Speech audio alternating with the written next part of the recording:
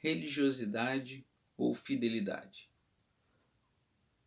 Obediência a Deus ou simples cumprimento de rituais humanos? Hoje continuaremos no segundo capítulo do Evangelho de Marcos, a partir do versículo 18, e já entraremos no início do capítulo 3, indo até o versículo 6. Nesse trecho das Escrituras, nós vemos uma certa continuidade de um embate que Jesus estava tendo com os religiosos dos seus dias, como vimos no início do capítulo 2. O versículo 17, o último da nossa leitura anterior, Jesus afirma que ele não veio para chamar justos, mas pecadores. E nós entendemos não que houvessem pessoas justas ou que existam pessoas justas por sua própria justiça, mas que Cristo ele é reconhecido como Salvador por aqueles que se reconhecem pecadores.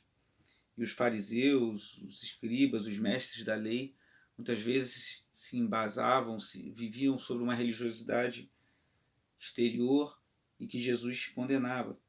E aí é um questionamento acerca do jejum. Esse trecho que nós estamos meditando juntos na leitura desse dia, de hoje, fala de dois aspectos centrais na vida religiosa do povo judeu e que também são muito importantes para nós hoje como cristãos: o jejum e a guarda do dia do Senhor, que para os judeus era o sábado, e nós como cristãos, já tradicionalmente, desde o início da igreja, adotamos como domingo o dia em que nos reunimos para cultuar a Deus, embora todo dia seja dedicado a Deus, mas é o dia que tradicionalmente nos reunimos para cultuá-lo. E aqui vamos falar brevemente sobre essas duas questões. Jesus aqui, no versículo 18 do capítulo 2, ele é questionado porque os discípulos de João e dos fariseus jejuam, mas os teus não. E Jesus dá uma resposta que alguns entendem que poderia se referenciar ao tempo em que ele foi crucificado, ficou morto até ele ressuscitar, da sua morte, entre a sua morte e a sua ressurreição. Mas muitos entendem, eu penso que isso é aplicável a nós hoje, que vivemos entre a ressurreição de Cristo e a sua ascensão aos céus, ele está à destra de Deus Pai Todo-Poderoso, até o seu retorno, quando ele virá em grande poder e glória na consumação dos séculos. Então nós hoje, que vivemos nesse tempo, devemos jejuar. A evidência para mim nisso está lá no Sermão do Monte, quando Jesus fala: quando jejuarem, façais assim, não façais como os fariseus e mestres da lei. Já Jesus prevendo que nós, como seus discípulos, também jejuaríamos. Então o jejum é importante para nós cristãos.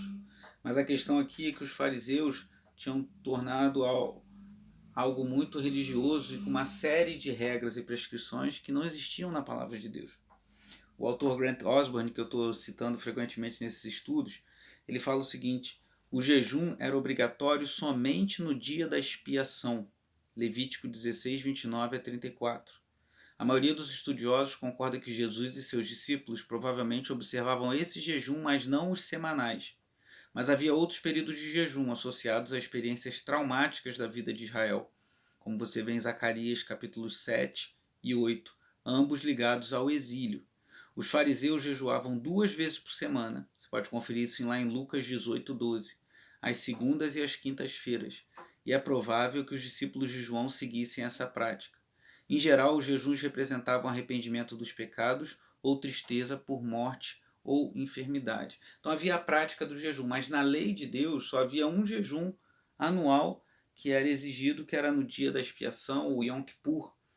Mas os judeus tinham esse hábito e os fariseus acabaram elevando isso a um nível de religiosidade muito grande. E para nós hoje, é válido o jejum? Certamente, é uma prática que você vê que grandes homens e mulheres da história da igreja fizeram.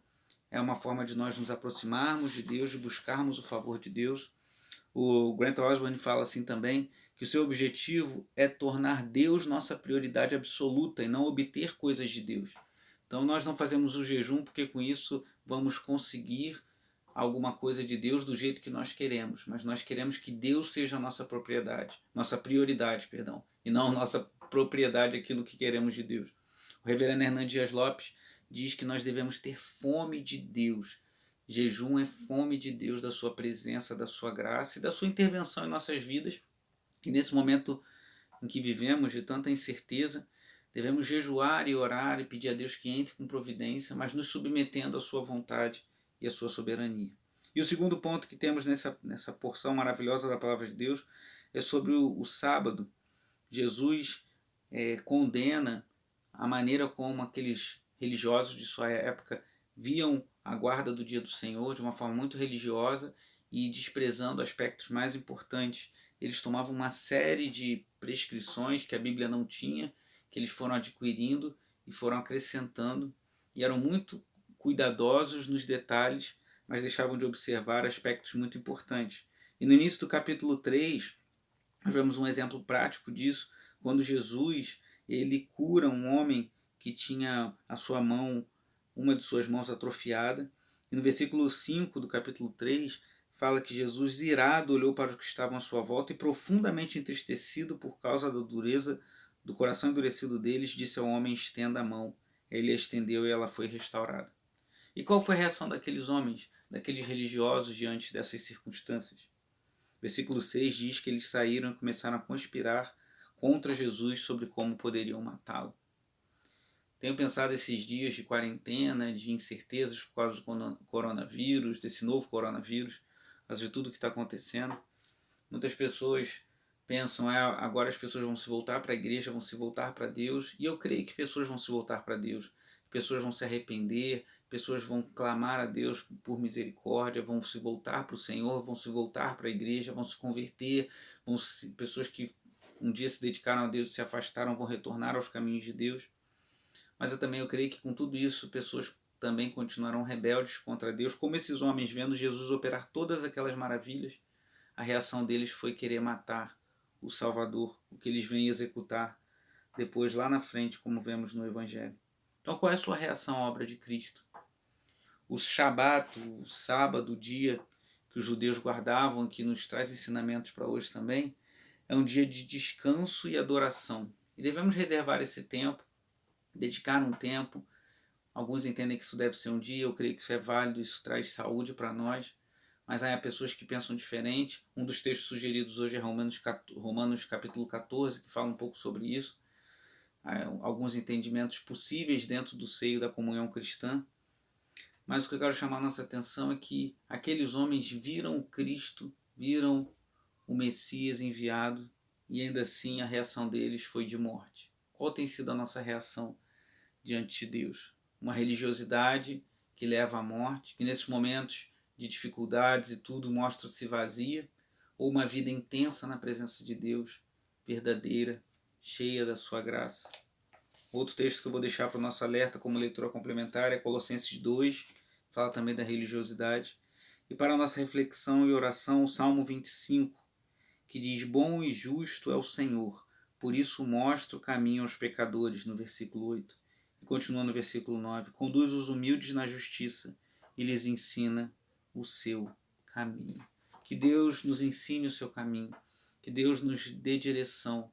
Aproveite essa leitura também e faça em espírito de oração, ore e peça ao Senhor que abra seu coração, abra sua mente para entender sua palavra, medite nessa palavra, peça a Deus que nos mostre, que te mostre os seus caminhos e tenha certeza que Ele é fiel e justo para nos guiar a toda a verdade. Deus te abençoe.